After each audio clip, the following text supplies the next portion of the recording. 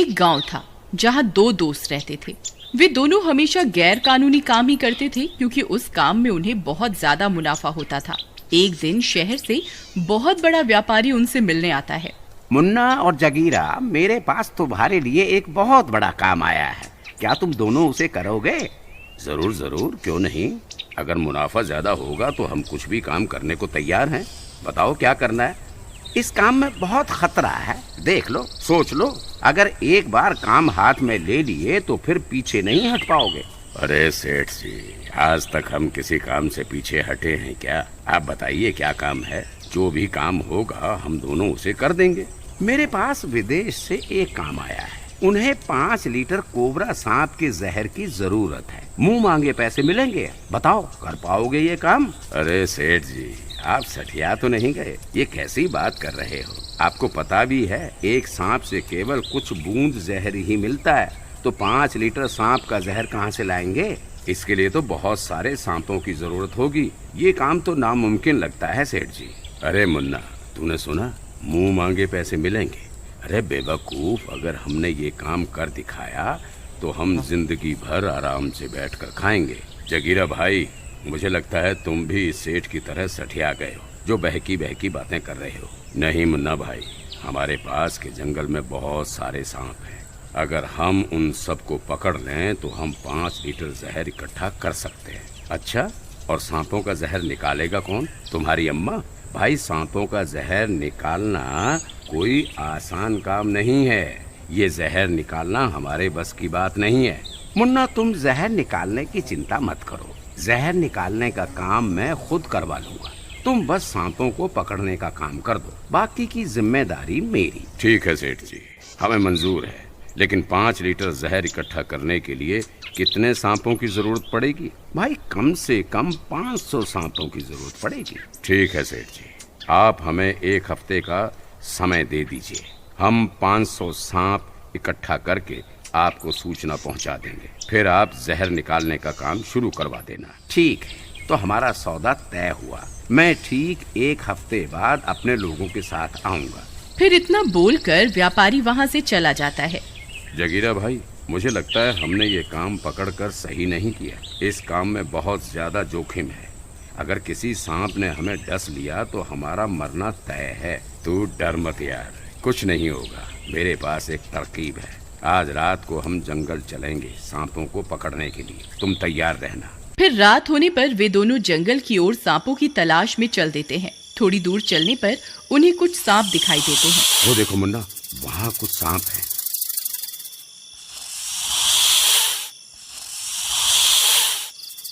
चलो उन्हें पकड़ते हैं। लगता है आज ये मरवा कर ही छोड़ेगा। हे भगवान, मेरी रक्षा करना। फिर वे दोनों जाते हैं और एक लकड़ी की मदद से सांप को उठाते हैं और एक बाल्टी में कैद कर लेते हैं।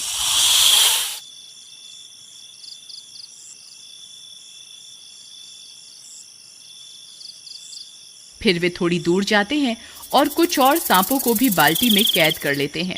जगीरा भाई, मुझे लगता है हमने 100 सांप पकड़ लिए हैं। ये बाल्टी भी पूरी भर गई है। अब इस बाल्टी का क्या करें? हम इन सांपों को अपने साथ गांव नहीं ले जा सकते। अगर किसी ने देख लिया तो सारी जिंदगी जेल में सड़ना पड़ेगा। तुम सही कहते हो भाई, मेरे पास एक तरकीब है। हम यहीं जंगल में एक गड्ढा खोद देते हैं और इन सांपों को उस गड्ढे में कैद कर देंगे। फिर वे दोनों मिलकर एक बड़ा सा गड्ढा खोदते हैं और सारे सांपों को उस गड्ढे में डाल देते हैं और वापस अपने गांव आ जाते हैं। फिर अगले दिन मुन्ना भाई, कल तो हमने खूब सारे सांप पकड़ लिए। अगर ऐसे ही हमें सांप मिलते रहे तो हम 1 हफ्ते में 500 सांप तो पकड़ ही लेंगे। फिर पिछले दिन की तरह वह जंगल जाते हैं और बहुत सारे सांपों को पकड़ लेते हैं और उसी गड्ढे में कैद कर देते हैं। इसी तरह 1 हफ्ता बीत जाता है।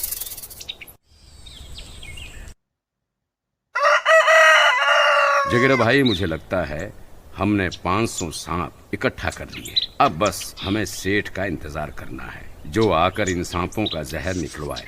फिर हम माला माल हो जाएंगे। कुछ देर इंतजार करने पर उन्हें वह सेठ आता हुआ दिखाई देता है। वह सेठ अपने साथ कुछ लोगों को भी लाता है। मुन्ना और जगीरा, मुझे उम्मीद है तुमने अपना काम बखूबी निभा दिया होगा। हाँ सेठ जी, हमने तो अपना काम बखूबी कर दिया है। अब आप जहर निकालने का काम करो और हमें हमारे पैसे दो।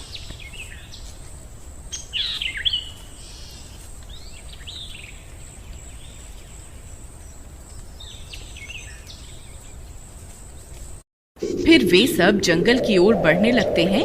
तभी अचानक से मौसम खराब हो जाता है। बहुत तेज आंधी आने लगती है। अरे जगीरा भाई, ये तो बहुत बड़ा तूफान लगता है। आज तक मैंने इतना बड़ा तूफान नहीं देखा। मुझे लगता है हमें इस तूफान के बीच जंगल में नहीं जाना चाहिए। नहीं नहीं, हम और इंतजार नहीं कर सकते, हमें अभी जंगल जाना होगा। तभी एक बहुत बड़ा बवंडर आता है और वह सारे सांपों को गड्ढे में से उड़ाकर अपने साथ हवा में उठा लेता है और देखते ही देखते सांपों को पूरे आकाश में बिखेर देता है।